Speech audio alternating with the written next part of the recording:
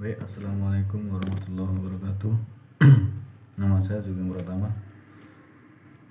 Pada kesempatan kali ini saya akan membahas tentang anak-anak versus orang dewasa dalam mempelajari bahasa kedua dan situasi sosial yang mempengaruhi pembelajaran bahasa kedua, dan apakah ada usia kritis untuk dalam mempelajari bahasa kedua. Yang pertama yaitu pembahasan tentang anak-anak versus orang dewasa dalam mempelajari bahasa kedua. Ada anggapan umum dalam pembelajaran bahasa kedua bahwa anak-anak lebih baik dan lebih mudah berhasil dalam pembelajaran bahasa kedua dibandingkan dengan orang dewasa. Anak-anak tampaknya lebih mudah dalam memperoleh bahasa baru, sedangkan orang dewasa tampaknya mendapat kesulitan dalam memperoleh tingkat kemahiran bahasa kedua. Anggapan ini telah mengarahkan adanya hipotesis mengenai usia kritis atau periode kritis dalam pembelajaran bahasa kedua. Dalam hal aturan pemulihan tampaknya faktor usia tidak terlalu berperan, sebab urutan pemulihan oleh anak-anak dan orang dewasa sama saja. Dalam hal kecepatan dan keberhasilan, belajar bahasa kedua dapat disimpulkan bahwa anak-anak lebih berhasil daripada orang dewasa dalam perolehan sistem fonologi atau pelafalan. Bahkan banyak di antara mereka yang mencapai pelafalan seperti penutur asli. Orang-orang dewasa tampaknya maju lebih cepat daripada anak-anak di bidang morfologi dan sintaksis, paling tidak pada pemulaan masa belajar.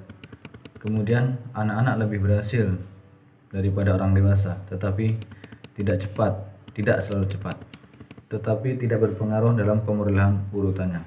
Yang kedua yaitu situasi sosial yang mempengaruhi pembelajaran bahasa kedua. Latar belakang sosial mencakup struktur keluarga, afiliasi, kelompok sosial, dan lingkungan budaya, memungkinkan terjadinya perbedaan serius dalam pemilihan bahasa anak. Semakin tinggi tingkat interaksi sosial sebuah keluarga, semakin besar peluang anggota keluarga untuk memperoleh bahasa. Sebaliknya, semakin rendah tingkat interaksi sosial sebuah keluarga, maka akan semakin kecil pula peluang anggota keluarga untuk memperoleh bahasa. Hal lain yang turut berpengaruh dalam perolehan bahasa adalah status sosial. Anak yang berasal dari golongan status sosial ekonomi rendah menunjukkan perkembangan kosakatanya lebih sedikit sesuai dengan keadaan keluarganya. Misalnya seperti seorang anak yang berasal dari keluarga yang sederhana hanya mengenal ubi, radio, cangkul, kapal, dan benda-benda lainnya yang biasa ia temukan dalam kehidupannya sehari-hari. Sedangkan anak-anak yang berasal dari keluarga yang memiliki status ekonomi yang lebih tinggi akan memahami kosakata seperti mobil, TV, komputer, internet, game, dan sebagainya, karena benda-benda tersebut yang bisa ia temukan dalam kehidupannya. Perbedaan dalam pemerolehan bahasa menunjukkan bahwa kelompok menengah lebih dapat mengeksplorasi dan menggunakan bahasa yang eksplisit dibandingkan dengan anak-anak golongan bawah, terutama pada dialek mereka. Kemudian anak-anak berinteraksi dengan orang lain dengan cara yang dapat dipahami. Penting intinya untuk menjadi anggota kelompok. Anak-anak yang mampu berkomunikasi dengan baik akan diterima lebih baik oleh kelompok sosial dan mempunyai kesempatan yang lebih baik untuk memerankan kepemimpinan ketimbang anak yang kurang mampu berkomunikasi. Yang selanjutnya yaitu usia kritis dalam pembelajaran bahasa kedua. Dalam proses pembelajaran bahasa dikenal pula istilah hipotesis umur kritis. Hipotesis ini mempertimbangkan usia sebagai faktor untuk mencapai kemampuan berbahasa. Periode usia kritis ini lahir dari berbagai pengamatan yang didasari banyak kenyataan bahwa anak-anak lebih cepat dan lebih berhasil dalam memungut bahasa di suatu masyarakat bahasa tertentu. Sementara itu, orang tua mereka mengalami banyak kesulitan untuk memungut bahasa tersebut.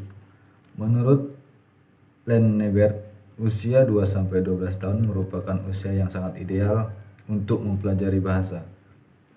Seperti penuturan asli bahasa asing yang mendapat sebelum usia 2 tahun, seseorang tidak mungkin belajar bahasa asing karena kekurangan kedewasaan otak. Dan setelah usia pubertas, seorang akan mendapat kesulitan dalam belajar bahasa asing, terutama dalam pengucapan karena kurang plantisias tertentu untuk belajar bahasa asing secara ilmiah. Dengan merujuk hipotesis tersebut, Cover berpendapat bahwa tidaklah mungkin seorang dewasa bisa menguasai bahasa asing tanpa kehilangan aksen bahasa utamanya. Apabila dikaitkan dengan teori perkembangan bahasa, Piaget tentang usia paling muda dalam pembelajaran bahasa asing dari Lenebert, ada kesesuaian dan kesamaannya. Jean Piaget mencatat bahasa tahapan linguistik diperoleh pada usia 2 tahun sebelum usia tersebut dalam perolehan bahasa pertama. Anak baru berada pada tahapan meraba. Menghubungkan usia kritis ini dengan teori perkembangan mental intelektual, Jean Piaget mengungkapkan bahwa permulaan tahapan operasi formal istilah Piaget usia 11 tahun merupakan awal dari babak akhir periode usia kritis. Pada permulaan operasi formal, seorang telah mampu mengembangkan kapasitas berpikir abstrak dan mampu merefleksikan kaidah-kaidah linguistik yang digunakan. Ia telah mampu mengambil jarak dengan bahasa yang diproduksinya. Hipotesis usia kritis belajar bahasa sampai kini masih menjadi perdebatan karena tidaklah mengherankan kalau sekarang banyak orang tua yang berusaha mengajarkan bahasa asing kepada anak-anaknya. Sebenarnya, baik anak-anak maupun orang dewasa masing-masing mempunyai keunggulan dalam pembelajaran bahasa. Anak-anak lebih mudah belajar bahasa asing karena beban mereka tidak terlalu banyak. Mereka mempunyai banyak kesempatan untuk belajar dibandingkan orang dewasa yang mempunyai banyak beban. Jadi biasanya mereka sangat unggul dalam keterampilan berbicara, khususnya dalam hal pengucapan seperti penutur asli. Orang dewasa biasanya lebih unggul dalam hal penggunaan tata bahasa, keterampilan menulis dan berbahasa asing. Mereka sudah mempunyai modal keterampilan membaca dan menulis dalam bahasa pertama.